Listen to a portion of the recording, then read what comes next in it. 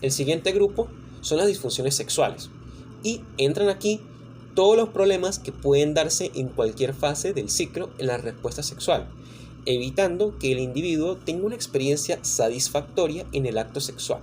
Se incluyen la eyaculación retardada, el trastorno eréctil, el trastorno orgásmico femenino, el trastorno de interés excitación sexual femenino, el trastorno de dolor genitopélvico penetración, el trastorno de deseo sexual hipoactivo en el varón, la eyaculación prematura o precoz, la disfunción sexual inducida por sustancias, medicamentos y otras disfunciones sexuales especificadas y no especificadas. Respecto a su etiología, la verdad es que incluye una mezcla entre factores psicológicos, ambientales, fisiológicos y otros que Medscape expone en el siguiente cuadro, que para una traducción serían la diabetes, la menopausia, la artritis, la incontinencia, el cáncer, la fatiga, el abuso de drogas o alcohol, infecciones, endometriosis, operaciones, quimioterapias, radioterapia, enfermedades del corazón, pulmón, hígado, riñón o de tiroides, la depresión, el estrés, los problemas psicológicos, el abuso sexual, los problemas en la relación de la pareja, conflictos como la identidad de género y la medicación. Con respecto a su epidemiología, McBain expone que estas afecciones son relativamente comunes y afectan un 43% de las mujeres y un 31% de los hombres. Y aunque se pueden presentar a cualquier edad, los datos rondan entre los 18 y los 40 años de edad. Por otra parte, Van Lanken, Van de Wethering, Weil y Scholten exponen que el trastorno del dolor sexual, que incluye tanto la dispareunia como el vaginismo, o en el DSM-5 llamado el dolor genitopélvico o trastorno de penetración, es muy prevalente, especialmente en mujeres entre los 18 y 29 años de edad, con estimaciones que oscilan entre el 1 y el 2%.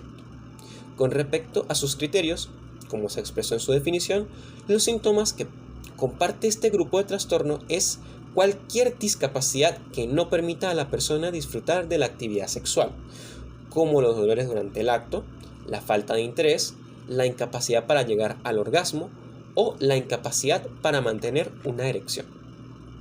Con respecto a su tratamiento, se habla del farmacológico o no psicológico, en donde ambos sexos pueden beneficiarse de inyecciones hormonales, píldoras o cremas. Específicamente en hombres se le incluye la Viagra, el Cialis, Levitra, Stansic y Stendra. Y a la mujer se le recomienda opciones hormonales como el estrógeno y la testosterona, o medicamentos como el Adgi y la Bilesi. También se pueden hablar de dispositivos de vacío, como implantes en el pene o dilatadores. Incluso se recomienda el uso de juguetes sexuales en el acto para tratar algunos trastornos. Mientras que en lo psicológico, la psicoterapia y los tratamientos conductuales se suelen ver bastante para solucionar los problemas relacionados a lo sexual, específicamente con traumas, ansiedad, culpa o inseguridad, así como los comportamientos dañinos en la relación, aunque también se puede recomendar acudir a terapeutas sexuales para las personas que no pueden ser abordadas por sus médicos principales o de confianza. Y en cuanto al pronóstico, pues a menudo cuanto más dura, más aumenta el nivel de estrés y ansiedad, lo que pues puede perpetuar el problema. Además, la mayoría de las veces, las perspectivas para estos trastornos son bastante buenas en realidad. Sin embargo, algunas condiciones médicas hacen que sea más difícil de superar. Es posible que los problemas psicológicos profundamente arraigados tarden más en manejarse o incluso que nunca se resuelvan por completo. El siguiente grupo sería la disforia de género, que está compuesta por el trastorno del mismo nombre, y en el DSM se enlistan las diferencias y criterios que puede tener un niño con disforia de género y adolescentes y adultos con disforia de género en un mismo apartado. Al respecto, la APA lo define del siguiente modo.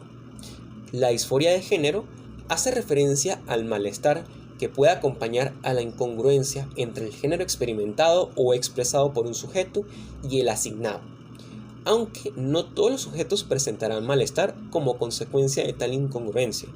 Muchos presentan malestar si no pueden acceder a las intervenciones físicas mediante hormonas y o cirugías deseadas por el sujeto. Respecto a la etiología, la verdad es que las causas no se entienden del todo, pero varios factores pueden desempeñar un papel en este trastorno, lo que es la genética, las influencias hormonales durante el desarrollo prenatal y los factores ambientales pueden ser involucrados. Un ejemplo es que la exposición prenatal a ciertas sustancias químicas se han asociado con alteraciones en el desarrollo normal de la determinación del sexo antes del nacimiento. También la investigación apunta a un vínculo genético, ya que existe una mayor prevalencia compartida entre gemelos idénticos que entre gemelos fraternos. Además, el inicio de la disforia de género es a menudo durante lo que es la primera infancia. Si bien los mecanismos exactos no están claros, sabemos que cuando nacen los niños, se les asigna un sexo en función de su anatomía física.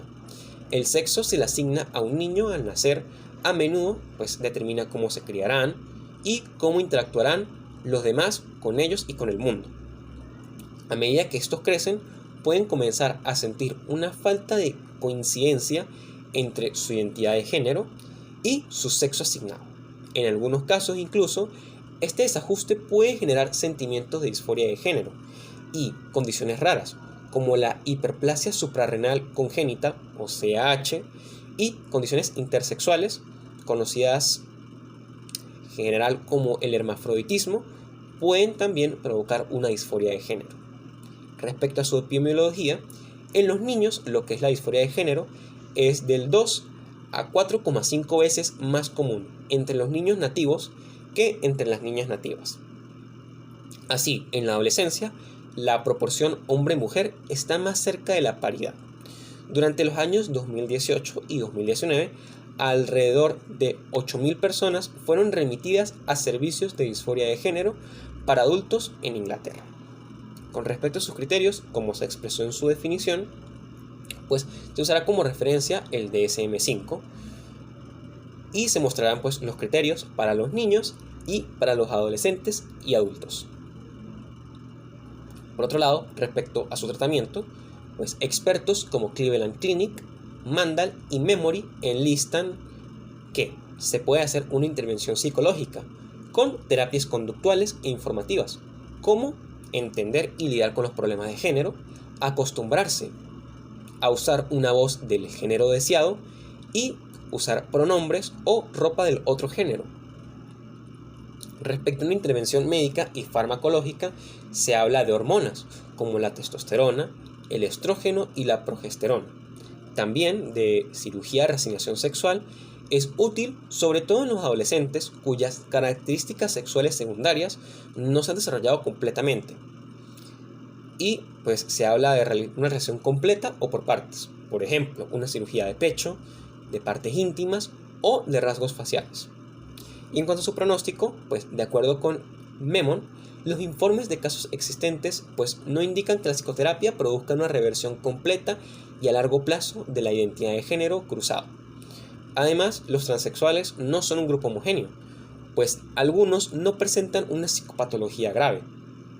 Por otra parte, lo que es el diagnóstico y el tratamiento temprano de este trastorno puede reducir las posibilidades de desarrollar depresión, angustia emocional e incluso ideas suicidas. También, las personas transgénero sufren altos niveles de estigmatización, discriminación y victimización, lo que contribuirá a una imagen negativa de sí mismos y al aumento de las tasas de otros trastornos mentales como los mencionados anteriormente. El siguiente grupo corresponde a los trastornos disruptivos del control de los impulsos y de la conducta, que, según la APA, son las afecciones manifestadas en problemas de autocontrol del comportamiento y emociones que, específicamente, atentan contra la otra persona o la sociedad, es decir, violan los derechos ajenos, rompen las normas sociales o causa problemas en la sociedad y sus figuras de autoridad.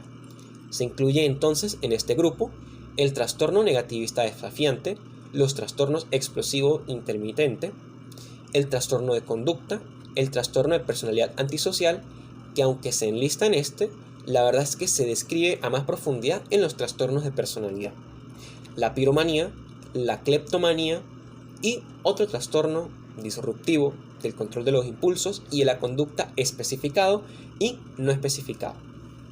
Respecto a sus factores de riesgo o su etiología, la verdad es que son complejas y variadas, pero resultan de una interacción entre lo que es lo biológico, específicamente lo genético y fisiológico, donde comportamientos hereditarios como la impulsividad, la agresión y la insensibilidad al castigo, además de altos niveles de testosterona, pueden influir, así como también agresiones neuropsicológicas en el cerebro durante los primeros años de vida o incluso unas lesiones cerebrales traumáticas.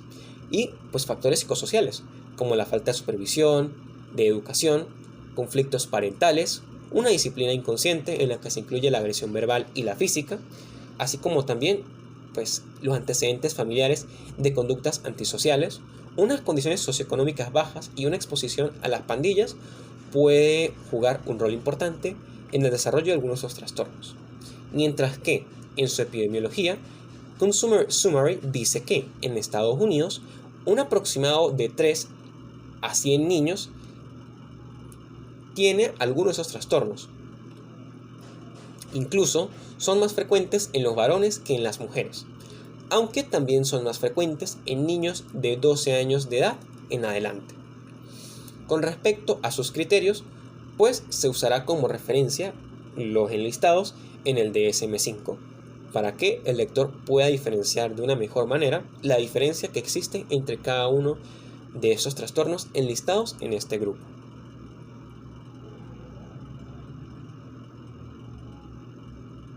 Con respecto a lo que es su tratamiento, se habla de psicológico, como por ejemplo una capacitación de padres para una disciplina consistente, una terapia multisistémica enfocada en la mejoría del entorno social del niño, un manejo de la ira y una psicoterapia para desarrollar herramientas emocionales para lidiar con el estrés.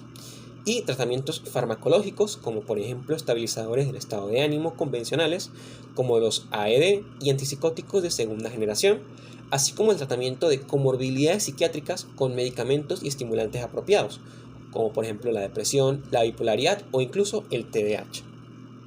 Y respecto al pronóstico, la verdad es que las bajas capacidades de inteligencia y un entorno familiar disfuncional con una delincuencia persistente en los padres auguran un mal pronóstico. Por otro lado, el tratamiento adecuado del TDAH, la ubicación escolar adecuada con asistencia para las dificultades del aprendizaje, una mayor inteligencia verbal y una crianza positiva pueden contribuir a un mejor diagnóstico y pronóstico para estos trastornos.